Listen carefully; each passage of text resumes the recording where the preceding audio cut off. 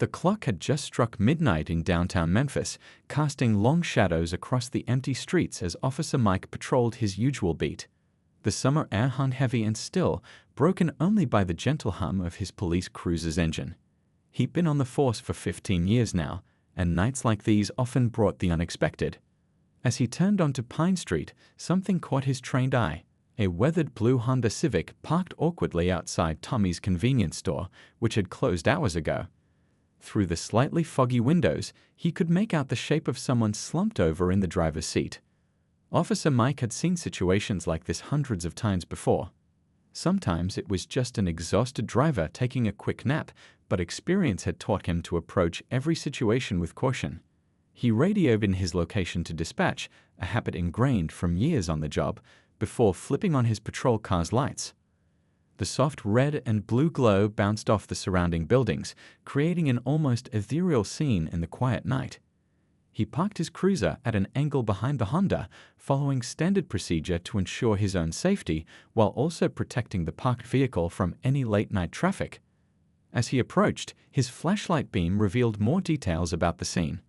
The car, though old, was well maintained. A small American flag air freshener hummed from the rearview mirror, swaying gently with the vibration of his footsteps. But what really caught his attention was the military sticker on the rear windshield, faded but still clearly visible, showing the emblem of the Marine Corps.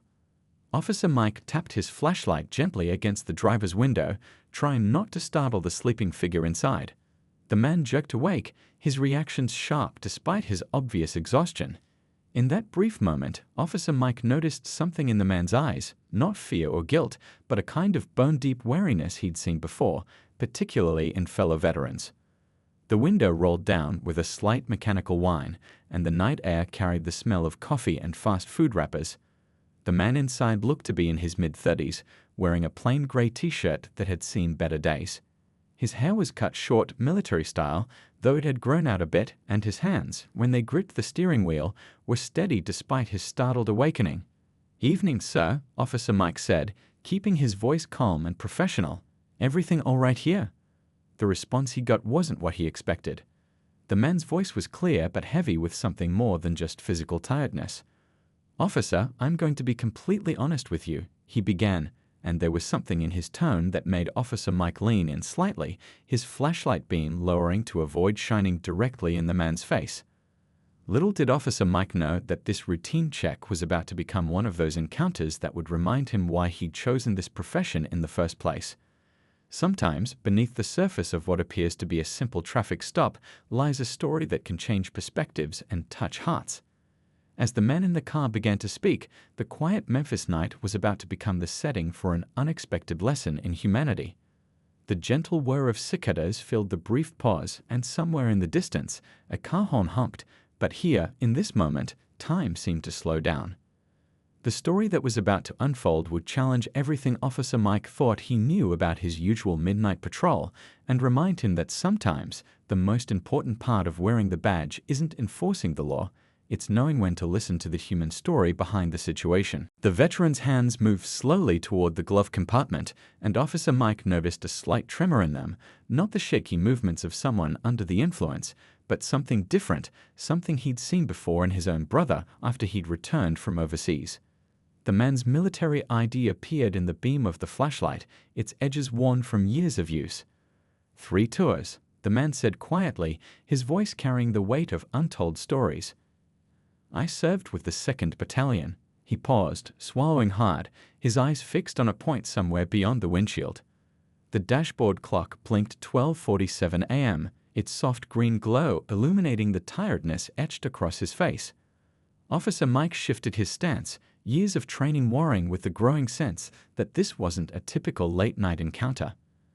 The man's car registration was current, his license valid, but something about his demeanor spoke of a deeper story waiting to be told. The night air had grown cooler, and somewhere in the distance, a train whistle echoed through the empty streets. "Mind stepping out of the vehicle?" Officer Mike asked, keeping his tone conversational rather than commanding. The veteran complied, his movements deliberate and respectful. As he stood, Officer Mike noticed he favored his right leg slightly, another detail that spoke of battles fought far from these quiet Memphis streets.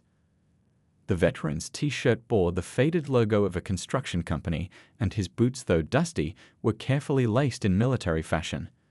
A small silver chain disappeared beneath his collar, dog tags, most likely worn close to the heart as many veterans did, carrying memories both proud and painful. "Been driving long?" Officer Mike asked, noting the collection of coffee cups visible through the car window and the atlas spread across the passenger seat, an old-school navigator in a GPS world. The question seemed to open a floodgate of emotion in the veteran's tired eyes. "Started yesterday morning," he replied, running a hand over his face. "Made it from Houston to here before my eyes started playing tricks on me. Didn't want to risk it anymore." He gestured vaguely at the convenience store's dark windows. Figured this spot was safe enough for a quick rest. Officer Mike noticed other details now. A duffel bag in the backseat, precisely packed the way only military training teaches. A small photo tucked into the sun visor, its corner just visible. The car itself told the story, clean but lived in, like someone had been calling it home for longer than they'd planned. The veteran's shoulders carried a tension that spoke of more than just physical exhaustion. When he shifted his weight, his hand automatically reached for his back pocket, not for a weapon, Officer Mike noted, but for his wallet, where most veterans kept their VA cards. The gesture was familiar, almost instinctive, like someone who'd grown used to explaining himself to authority figures. A passing car's headlights swept across them, briefly illuminating both men's faces. In that flash of light, Officer Mike saw something that made him pause, the kind of bone-deep weariness that couldn't be fixed with just a few hours of sleep. The veteran's eyes held the look of someone carrying a burden far heavier than the contents of his duffel bag. The night had grown quieter now, as if the city itself was holding its breath, waiting for this story to unfold. Even the distant traffic seemed muted, leaving space for words that needed to be said.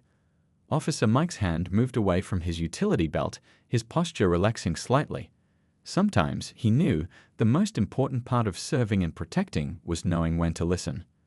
The veteran took a deep breath, and in that moment, Officer Mike could tell that whatever came next would change the course of both their nights. The story that was about to emerge would remind them both that beneath every routine traffic stop, every seemingly simple encounter, there could lie a tale of struggle, sacrifice, and the enduring human spirit. The veteran's voice cracked slightly as he began to speak, his words carrying the weight of countless sleepless nights. "My dad," he started, then cleared his throat, trying to steady his voice. "Got the call yesterday morning. The doctors say he doesn't have much time left." His eyes, red-rimmed from exhaustion, met Officer Mike's gaze with a mix of determination and desperation. The convenience store's neon sign had long since been turned off, but the street lamp above cast enough light to reveal the supple tremor in the veteran's hands as he pulled out his phone. He showed Officer Mike a text message, its blue glow illuminating both their faces in the darkness. "Last stage cancer," he explained quietly. "They're giving him days, maybe hours. He's in Nashville." Officer Mike felt the familiar weight of his badge against his chest as he listened. 16 years on the force had taught him to read people, to spot the difference between excuses and honest struggles. The veteran's story poured out like water from a broken dam, each word carrying the ring of truth that no amount of training could fake. "Been living out of my car for the past 2 months," the veteran continued, gesturing to the carefully organized belongings in his backseat. "Lost my construction job in Houston when the company downsized.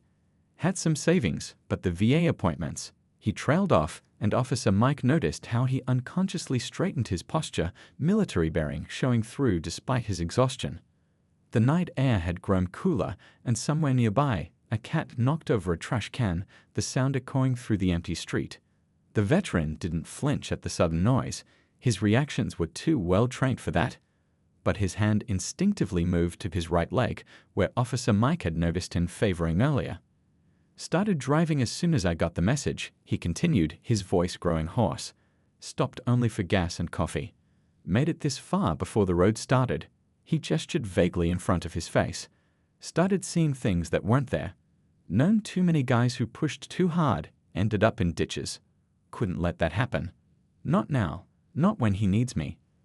Officer Mike noticed how the veteran's eyes kept darting to his car's clock, counting down minutes he couldn't afford to lose. The dashboard read 13 AM, and now, each minute ticking away like a hammer against his conscience. A father waiting in a hospital bed in Nashville, a son fighting exhaustion and demons in a Memphis parking lot, the distance between them measured in more than just miles. The dreams came back, the veteran admitted, almost in a whisper. Thought I had them under control, but with everything. He gestured to his red eyes, and Officer Mike understood. PTSD didn't care about family emergencies or long drives. It didn't make exceptions for men trying to reach their dying fathers. The veteran's duffel bag was visible through the car window, packed with military precision. Everything he owned now contained in one bag and a Honda Civic. His wallet, when he'd shown his license earlier, was worn thin, telling its own story of hard times and careful spending. A small American flag keychain dangled from his car keys, its colors still bright despite everything else that had faded. The sound of a distant siren briefly filled the air, and both men turned toward it instinctively, one from years of police work, the other from memories of different sirens in different places. As the sound faded, the veteran's shoulders slumped slightly, the weight of his situation visibly pressing down on him. Just needed a couple hours, he said, his voice carrying a note of apology. Just enough to make sure I could drive safe. Can't let him down. Not after everything he did for me when I came back. He was the only one who... The sentence hung unfinished in the night air, heavy with unspoken memories of a father's unwavering support through the darkest days of post-war adjustment. As they stood in the quiet parking lot, the veteran's story began to unfold like pages from a worn journal. His words came slower now, weighted with memories of Afghanistan, 3 tours that had left marks deeper than the scar visible on his forearm.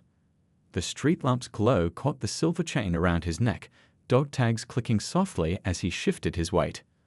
Last tour was the roughest, he said, his eyes focused on something far beyond the empty street. Lost 2 of my closest buddies in an ambush outside Kandahar. After that, he paused, running a hand over his short-cropped hair. Coming home wasn't what I thought it would be. Officer Mike leaned against his patrol car, his posture deliberately casual, creating space for the story to breathe. The veteran continued, his voice steady but tired. The VA hospital back in Houston, they kept pushing my appointments back. 6 weeks became 8, then 12. The nightmares got worse, and the construction job. He gestured vaguely with one hand. Hard to keep focused when you haven't slept properly in days. A truck rumbled past on the distant highway, its sound echoing off the buildings. The veteran's hand automatically twitched toward his leg. An old habit from convoy duty, Officer Mike guessed. These weren't the kinds of details someone could fake. Dad was the one who got me through those first months back, the veteran continued, pulling out his phone again. He showed Officer Mike a photo, an older man in a fishing boat, smiling proudly at the camera. Every time things got bad, he'd drive over. Didn't matter if it was 2 a.m. He'd just sit with me, talk about nothing important until the sun came up. The phone's screen dimmed, but the veteran's voice grew stronger as he spoke about his father. He'd been through it himself, you know? Vietnam. Never talked much about it until I came back. Then one night, when things were really rough, he told me his whole story. Helped me understand I wasn't alone in this. Officer Mike noticed how the veteran's hands had steadied as he spoke about his father, as if the memories themselves provided strength. The car's interior light showed a small stack of unopened letters on the passenger seat. Bills, probably, their edges worn from being carried around, waiting for a day when they could be handled. Lost the apartment 2 months ago, the veteran admitted, his voice dropping lower. Construction company downsized, and with the medical bills, he gestured to his leg. Had to choose between keeping the roof or keeping the car. Car meant I could still look for work, maybe get to job sites in other cities. Never thought it would end up being home, but... The digital clock on the convenience store's dark window blinked 1:17 a.m. Each minute seemed to weigh on the veteran like another pound of gear in an already heavy pack. His eyes kept drifting toward Nashville's direction, measuring the miles still ahead. When the call came about Dad, his voice caught slightly. The nurse said he'd been asking for me. Trying to hold on. He's got maybe days left, and here I am, stuck in a parking lot because I can't. The frustration in his voice was palpable, a proud man forced to admit his limitations. A police radio crackled softly from Officer Mike's shoulder, dispatchers coordinating the quiet night's activities. The veteran's military bearings showed through again as he automatically stood straighter at the official sound, muscle memory from years of response to authority. "The hardest part," he said, looking down at his phone one more time, the screen showing an unanswered message from the hospital, "is knowing he was always there for me through everything. The nightmares, the bad days, the times when I couldn't even leave the house. And now, when he needs me." His voice trailed off, the unfinished sentence hanging in the night air like a prayer. Officer Mike's hand moved away from his ticket book, his fingers brushing against something else instead, the photograph he always carried in his vest pocket. He didn't need to look at it, he knew every detail by heart. His own brother in military dress, smiling proudly before his last deployment. A deployment he never returned from. The night seemed different now, charged with meaning beyond a simple traffic stop. The veteran stood quietly, exhaustion evident in every line of his body, but there was something else there too. A dignity that no amount of hardship had managed to erase. The same dignity Officer Mike had seen in his brother, in all the men and women who'd chosen to serve. "You said you served in the 2nd Battalion?" Officer Mike asked, his voice softer now. The veteran nodded, and for a moment, both men shared the unspoken understanding that comes from knowing what it means to put on a uniform, to stand ready when your country calls. The convenience store's security light flickered overhead, casting shifting shadows across the parking lot. Officer Mike thought about the local ordinances, the rules about sleeping in vehicles, the protocol he was supposed to follow. 15 years on the force had taught him that sometimes the right thing to do wasn't always found in the policy manual. He remembered the night his brother had called him 3 months after returning from his first tour. The nightmares, the confusion, the feeling of being lost in his own hometown. They'd talked until sunrise, and Mike had learned then that some battles don't end when the uniform comes off. A check of his watch showed 1:24 a.m. Nashville was still hours away, and the veteran's exhaustion was a danger to himself and others on the road. But there was something about the way he kept looking at his phone, checking for updates about his father, that struck a chord deep in Officer Mike's heart. He thought about his own father, gone 5 years now. About the things left unsaid, the visits postponed, the moments lost to time and circumstance. The weight of his badge seemed heavier tonight, reminding him that with authority comes responsibility, not just to enforce the law, but to serve the community with wisdom and compassion. The veteran's car keys jingled softly in his hand, a soldier's habit of staying ready to move. But the slight sway in his stance told a different story. Here was a man who'd given everything for his country, now running on empty, trying to reach his dying father through sheer force of will. Officer Mike's radio crackled again, a reminder of his duties, his responsibilities. But as he looked at the veteran, really looked at him, he saw beyond the current situation. He saw every service member who'd ever struggled to fit back into civilian life, every son who'd ever tried to make it home in time, every person who'd ever needed someone to understand rather than judge. The decision crystallized in his mind, clear as the stars now visible through breaks in the clouds above. This wasn't just about enforcing laws or following procedures. This was about recognizing that sometimes the greatest service a police officer can provide is to show humanity in the face of suffering. He thought about the resources at his disposal, the connections he built over years of service in this community. The homeless shelter was full most nights, but he knew other options. The small motel 3 blocks away worked with the police department sometimes, helping out in situations just like this. His own brother's voice echoed in his memory. Sometimes all it takes is one person willing to listen, to understand, to help. Tonight, Officer Mike had the chance to be that person. The veteran stood waiting, his entire world packed into a Honda Civic, his father's life slipping away in a hospital room hours away. The next few moments would determine not just the outcome of this encounter, but possibly the course of this veteran's life. Officer Mike reached for his radio, and the veteran's shoulders tensed slightly, expecting the worst. But instead of calling for backup or reporting a violation, the officer's voice was warm as he spoke into his shoulder mic. "Dispatch, I'm 10 to 7 for about 30 minutes. Got a situation that needs some special attention." The radio crackled with acknowledgement as Officer Mike turned back to his patrol car. The veteran watched, confusion evident on his tired face, as the officer began making phone calls. Each conversation was brief but purposeful, like pieces of a puzzle falling into place. "Hey, Tom. Yeah, I know it's late. Remember that favor you owe me?" Officer Mike's voice carried clearly in the quiet night. "Got a veteran here who needs a room. Yeah, just for tonight. Thanks, you're a lifesaver." The veteran stood perfectly still, the way only military training teaches you to wait, as Officer Mike made 2 more calls. The street lights cast long shadows across the parking lot, and somewhere in the distance, a train whistle echoed through the city. A lonely sound that seemed to underscore the importance of what was happening. Returning to the veteran's car, Officer Mike pulled something from his wallet, a bright orange card that caught the light. "The Sun Valley Motel is 3 blocks from here," he explained, holding out the card. "Owner's an old friend, served in Desert Storm. He's getting a room ready for you right now." The veteran's hand trembled slightly as he reached for the card, his eyes wide with disbelief. Before he could speak, Officer Mike continued, reaching into his back pocket. "And this," he said, pulling out a gas station gift card, "has about $50 left on it. Should help get you to Nashville." "Sir, I can't," the veteran started, but Officer Mike raised his hand. "Listen," he said, his voice firm but kind. "I had a brother who served. He taught me that sometimes the bravest thing a soldier can do is accept help when it's offered."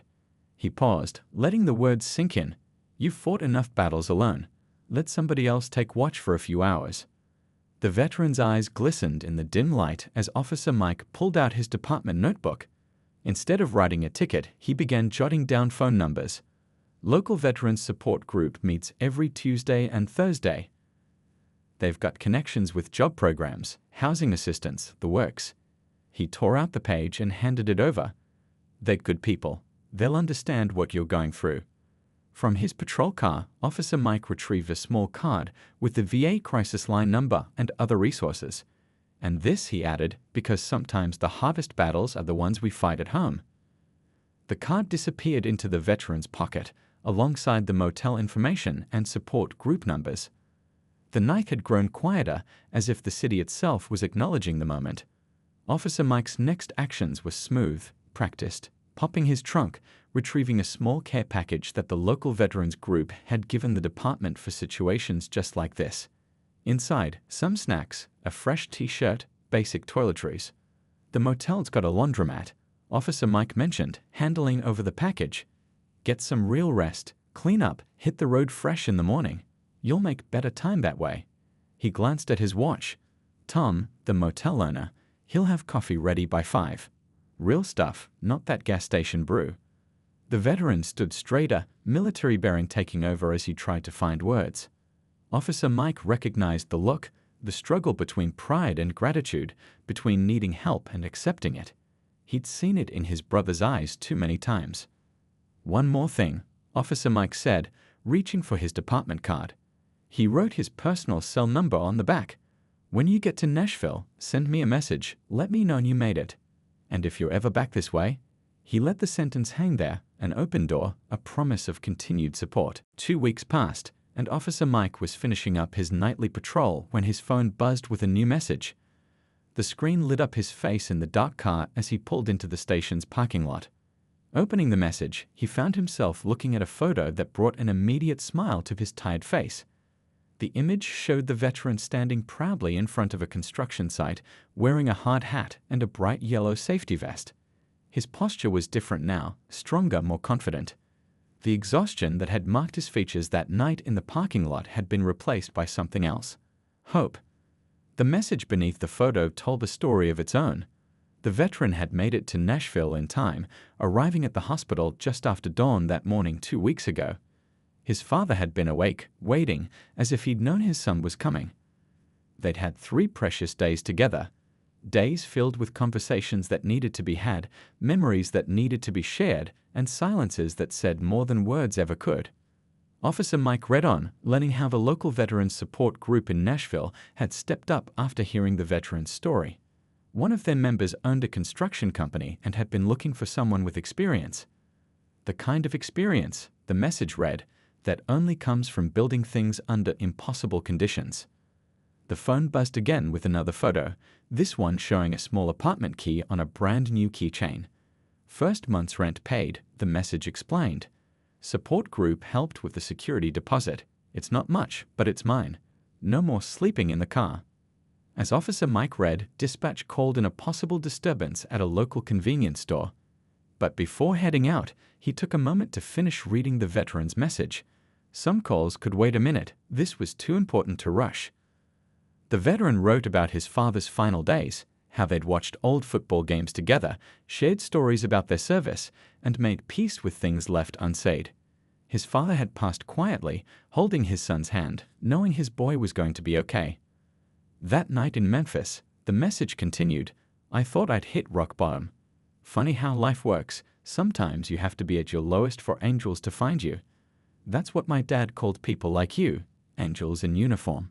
He was right.